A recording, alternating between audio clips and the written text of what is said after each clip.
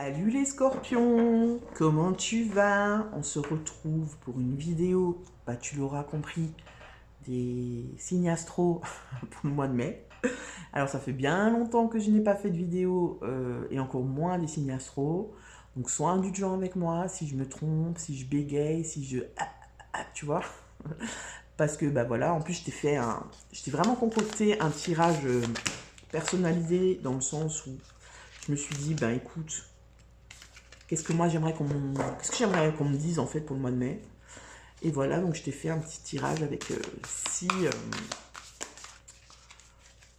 tendances, 6 domaines, on va dire, avec 6 jeux différents. Voilà. Donc on va commencer, on va tirer d'abord toutes les cartes et puis ensuite on ira voir ensemble ce que ça nous dit. Ouh là là là là, déjà là ça part dans tous les sens, scorpion. Donc, première carte. Comment tu te sens à l'instant T où tu regardes cette vidéo? Comment tu te sens à l'instant T? Mais j'ai plutôt envie de prendre celle-là. Comment tu te sens, ouais. Ce que le mois de mai va t'apporter. Ce que le mois de mai va t'apporter, c'est celle-là. Pendant que je tire les cartes, tu peux très bien évidemment liker cette vidéo et t'abonner si ce n'est pas encore fait. Donc ça, c'est ce que ça va t'apporter le mois de mai de manière générale. Au niveau matériel avec Lucie. Est-ce que... Oui, non, ça on va la prendre. Au niveau sentimental relationnel.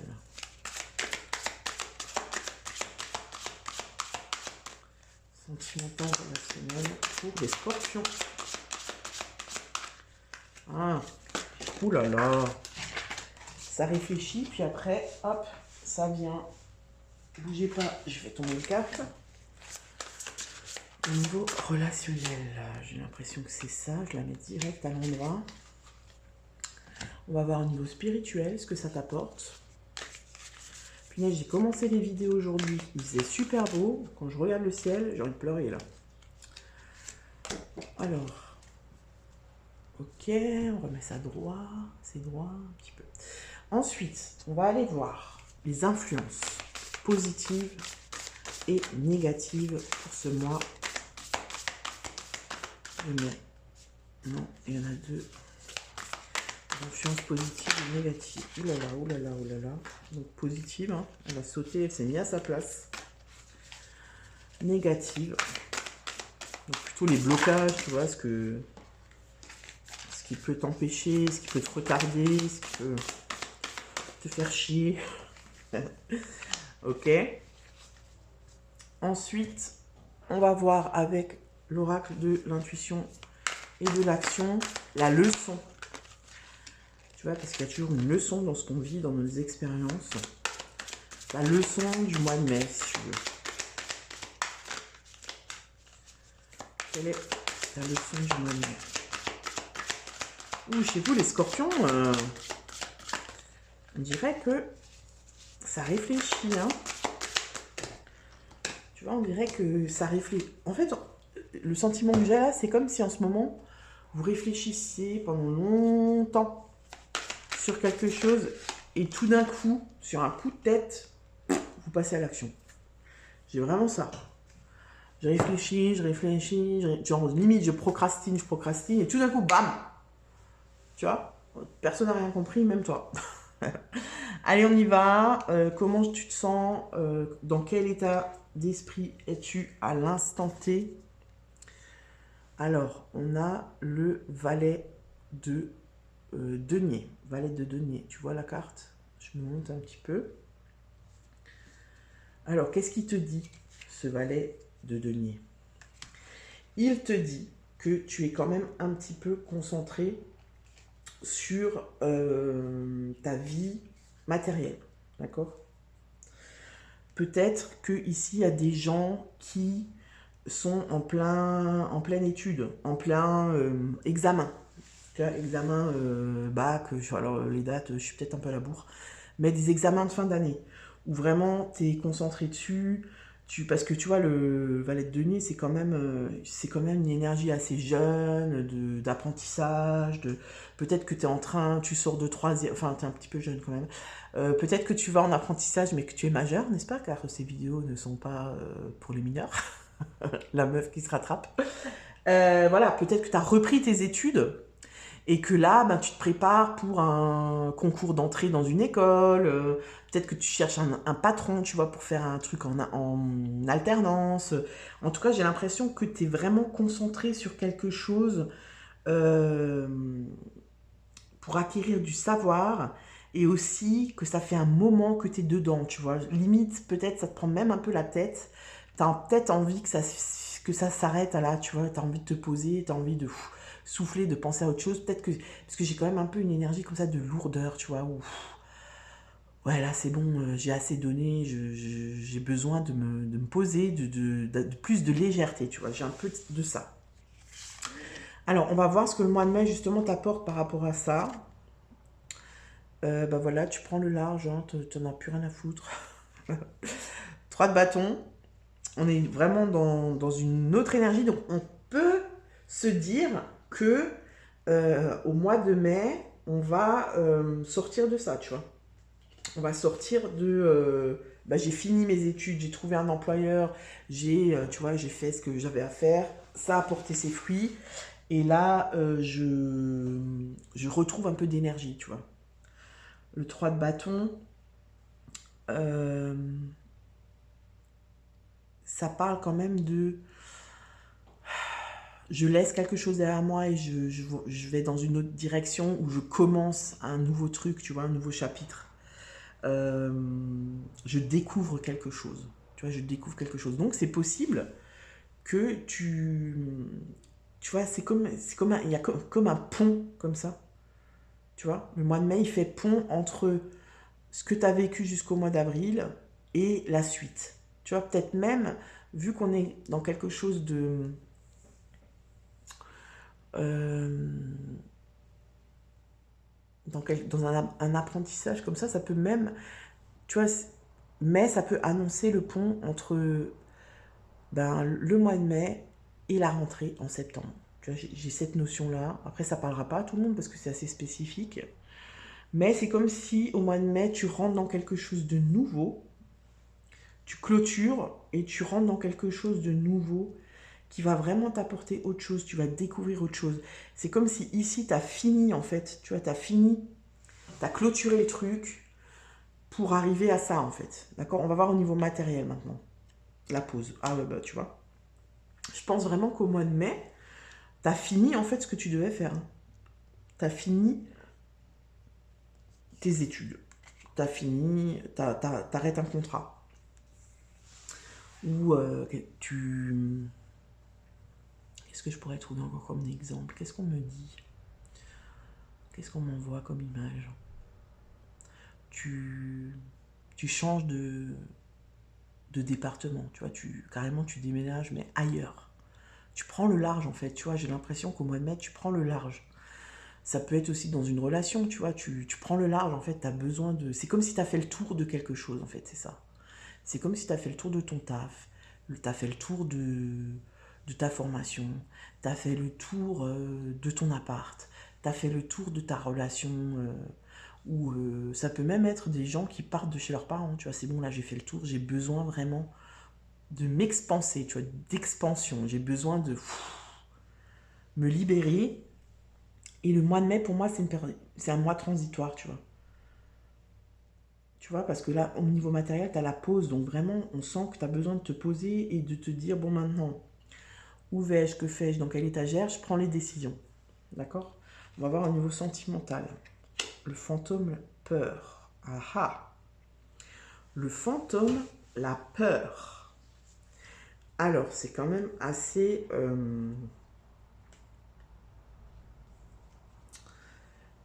Bah ici, si tu veux, ce qui me vient, c'est que, en gros, c'est la carte du diable, hein, si tu veux. Donc c'est, est-ce que je vais... C'est un peu les fantômes du passé, tu vois. Est-ce que je vais réussir, par exemple, si je décide de partir de chez mes parents, est-ce que je vais réussir tout seul, tu vois? Est-ce que je vais réussir à me m'auto-gérer? Est-ce que je vais réussir à payer mes factures? Est-ce que je vais m'en sortir? Est-ce que, tu vois? Il y a aussi, si je fais une pause dans ma relation, tu vois, est-ce que, est-ce que je vais réussir à me sortir de cette relation, tu vois? Parce que le diable, c'est aussi un peu, tu vois, c'est souvent quelque chose de...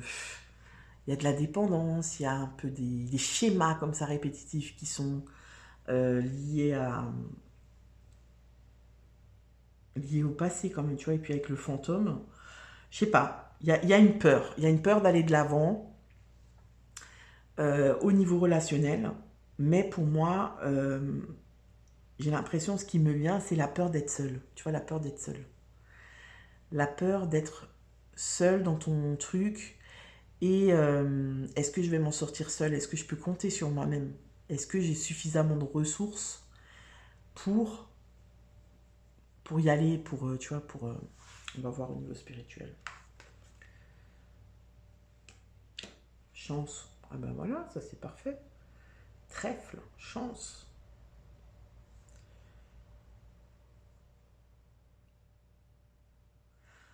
Ça m'interroge un peu, tu vois. Le fantôme, le diable et la chance. C'est comme s'il va se passer quelque chose qui va justement te permettre de voir que tu es chanceux, tu vois, que ce que tu es en train de vivre, finalement, c'est une chance. Tu vois, même si ça part d'une peur profonde, tu vas te rendre compte qu'en fait, cette peur profonde, c'est une chance pour recommencer quelque chose. Alors, on va aller voir avec le petit bouquin ce qu'on te dit. Donc, bien sûr, le trèfle à 4 feuilles, c'est un symbole de chance, il porte bonheur. Donc, je ne vais pas vous faire toute l'histoire. Te sens-tu chanceux, béni des dieux? Constates-tu que les problèmes glissent sur toi? Ressens-tu une protection divine? Tu vois, il y a aussi cette notion de croire en soi, tu vois, de foi un petit peu. Tu vois? Vu qu'ici, on sent quand même qu'il y a quelque chose de nouveau qui arrive. Du coup, le diable, ça peut être aussi ces peurs profondes qui reviennent, tu vois, qui refont surface alors qu'on pensait qu'on les avait plus ou moins réglées. Bah, vu qu'on recommence quelque chose de nouveau, elle se pointe à nouveau. Tu fais you, je suis là, tu n'y arriveras pas, tu es nul, personne ne t'aime. Tu vois, c'est un peu un truc de sabotage comme ça. Alors, la chance et la bonne fortune jalonnent ton parcours, il se peut que tu n'en sois pas conscient. Tu vois, c'est ce que je te disais avant. C'est pourquoi tes guides aujourd'hui te le rappellent. Quand tu y réfléchis bien, tu es capable de te remémorer des situations qui se sont améliorées subitement comme par magie. Tu vois, ça peut aussi être la peur de j'ai fini, maintenant tu vois, j'ai fini mes études, j'ai eu mon diplôme, qu'est-ce que je fais? Est-ce que je vais trouver du taf? Comment je fais pour trouver du taf? Tu vois, c'est vraiment genre une inquiétude, une peur de pas y arriver, quoi. De où je vais, quoi. Peur de l'inconnu. Il s'agit de ton don de naissance, tu sais provoquer le destin. D'ailleurs, on t'a déjà répété que tu es né sous une bonne étoile. En prenant conscience de ce talent qui est tien, tu réaliseras de grandes choses. Tu hésites à développer un nouveau projet, ce que je viens de te dire. Sache qu'il est placé sous de bons auspices. Les guides t'accompagnent sur ta route. Cela ne signifie pas que les choses se manifesteront d'elles-mêmes, mais tu bénéficieras d'une certaine fluidité dans tes démarches. Lorsque tu te mettras en route, tes guides ajusteront ton environnement à tes besoins. Tu vois, donc pour moi, le mois de mai, c'est pas le mois où tu vas commencer ce projet-là, hein. C'est vraiment un mois de pause, de réflexion, je me pose physiquement, tu vois, je me repose, et de cogitation, cogitation mentale. Qu'est-ce que je fais au mois de juin? Ou plutôt, pour moi, c'est septembre. Je sais pas pourquoi, mais j'ai l'impression que c'est septembre. Alors, justement, on va aller voir, ben, du coup, les influences extérieures. Et, alors, positives et négatives, d'accord? Alors, ici, on a une carte de rapidité. Alors, c'est possible que tu aies des propositions, que tu aies justement une solution qui arrive plus tôt que ce que tu l'avais envisagé, tu vois. Et du coup, ben, c'est possible que ça te fasse flipper parce que tu t'attendais pas à devoir peut-être prendre une décision. Tu vois, peut-être que là tu viens d'avoir ton diplôme. Et puis, genre, tu as postulé comme ça, vite fait, à un ou deux tafs en te disant jamais de la vie ils vont me rappeler. Ils te rappellent, tu as un entretien, ils veulent te prendre. Et toi, tu n'avais pas du tout vu les choses comme ça. Toi, tu étais plutôt dans le mood. Là, je me pose, je profite, voilà, on me fait pas, on me fait pas chier. Du coup, tu sais pas trop, quoi. Donc, mais en même temps, on sent que peut-être matériellement, tu as besoin que ça aille vite, tu vois, parce que le 10 de denier, c'est aussi le patrimoine, tu vois, la thune, quoi, en fait, en gros. Et du coup, peut-être que tu hésites beaucoup parce que matériellement, ça t'arrangerait, tu vois. Donc, c'est très spécifique, hein, ce que je te dis là. Ça peut évidemment ne pas parler à tout le monde, et puis ben, c'est bien. Et puis tant pis pour ceux à qui ça parle pas. Tu iras voir ton signe lunaire et ascendant hein, pour voir ce que ça te dit. Mais j'ai quelque chose aussi au niveau de, je sais pas, ça peut aussi être, ce qui me vient là quand je te parle, c'est au niveau des attentes familiales. Tu vois, peut-être que tu as l'impression de ne pas avoir fait assez bien parce que tu as l'impression qu'on attend plus de toi. Tu vois ce que je veux dire? Et peut-être que les choix que tu vas faire, toi, tu aimerais faire les choix qui te correspondent à toi, mais en même temps, tu es influencé par, euh, par ce qu'attendent les autres de toi. Et là, j'ai vraiment la notion de parents, tu vois. Ce que tes parents attendent de toi, ce que tes enfants attendent de toi. Comme si tu devais prouver quelque chose aux autres, tu vois. Et ça peut créer un blocage pour la suite, justement, tu vois. Et ça peut te mettre en retard, en fait. Tu vois. Ensuite, on va aller voir ce que cette situation, ce que tout ça, là, ça va t'apprendre, en quelque sorte, c'est la leçon. On a la prêtresse. Ok, donc là, la leçon. Attends, j'essaye de mettre un petit peu, voilà. Tu vois, elles sont trop belles, ces cartes. Bah, ici, moi, ce que ça me dit directement, c'est que la leçon, c'est que tu vas apprendre à... Tu vas te rendre compte que c'est en suivant ton intuition et ce que te dit ton cœur que tu feras les choix qui sont justes pour toi. Parce que pour moi, j'ai quand même un conflit entre ce que toi, tu as envie de faire et les attendus, les attentes. Vraiment, c'est ça. On me donne ce mot, les attentes. Ça peut même être un conjoint, hein, tu vois, quelqu'un qui attend. Tu vois, par exemple, quelqu'un qui attend que tu aies une promotion, ta femme ou ton mec qui attend que tu aies une promotion pour pouvoir, ben, je sais pas moi, acheter un appartement ensemble, ou même juste s'installer, ou partir en vacances, que tu aies plus de revenus, tu vois. Et en fait, toi, c'est pas ça que tu as envie, tu pas envie de ça, toi. Toi, tu as envie d'un truc qui te fait vibrer, tu vois, même si c'est un taf où tu gagnes des misères, mais tu t'éclates dans ce que tu fais. Tu vois ce que je veux dire? J'ai cette notion-là. Il y a un décalage entre ce que toi, tu as réellement envie et les attentes des autres. Je sais pas. Tu me diras dans les commentaires si ça te parle. Et on va aller voir le conseil des guides. Amour de soi. Ouais, voilà, c'est ça, tu vois. C'est est-ce que je me fais passer moi avant les autres? Tu vois? Est-ce que je m'aime suffisamment moi pour dire non aux autres? J'ai quelque chose comme ça. Hein.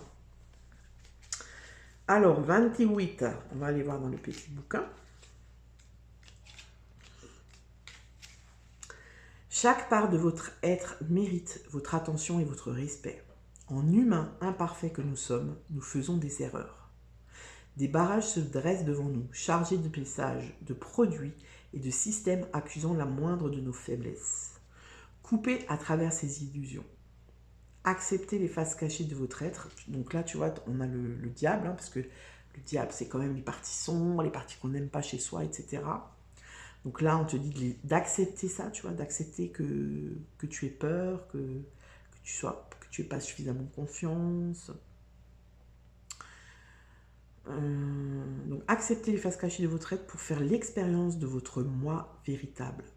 Pardonnez, exprimez, traitez avec douceur votre être intérieur. Accordez-lui votre énergie et acceptez-le. Soyez sincères et authentiques avec vos proches. Bah, tu vois, c'est ça. C'est le plus beau cadeau que vous puissiez faire au monde. Bah, c'est ça, en fait. J'ai l'impression que tu dis pas tout, que tu gardes beaucoup de choses pour toi pour pas décevoir ton entourage. Alors que toi, au fond de toi, c'est pas du tout ce que tu as envie de faire, en fait. C'est pas du tout ça, tu vois. Et ça peut même être au niveau relationnel, tu vois. Ça fait pas longtemps que tu es en relation avec quelqu'un. Bah, la personne, elle te met un peu la pression pour que, tu vois, pour que ça aille un peu plus loin, quoi. Soit c'était juste un crush comme ça, tu te vois pour passer des bons moments, et puis la personne, elle a envie de te voir plus souvent, de faire d'autres choses avec toi. Et toi, c'est pas ça que tu as envie de faire, mais t'oses pas lui dire parce que voilà, tu veux pas la blesser, ou voilà, ta nana, elle veut s'installer avec toi, et toi, t'es pas prêt, mais sauf que t'oses pas lui dire parce que tu as peur de la perdre. Enfin, tu vois, il faut vraiment, là, je pense, te poser et te demander qu'est-ce que tu veux vraiment, en fait. Qu'est-ce que tu veux vraiment? Et, euh, et une fois que tu as compris ce que tu veux vraiment, eh ben, il faut être honnête avec les autres et leur dire, tu vois, leur dire, bah non, moi, j'ai pas envie de ça.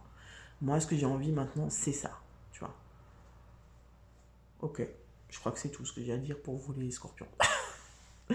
Bah écoute, like, tu t'abonnes, tu commentes, s'il te plaît. Tu me dis, voilà, si ça t'a parlé, si ça t'a pas parlé.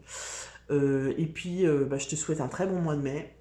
Je te dis bah, à très bientôt pour une vidéo ou pas. Et puis, bah, ciao, ciao.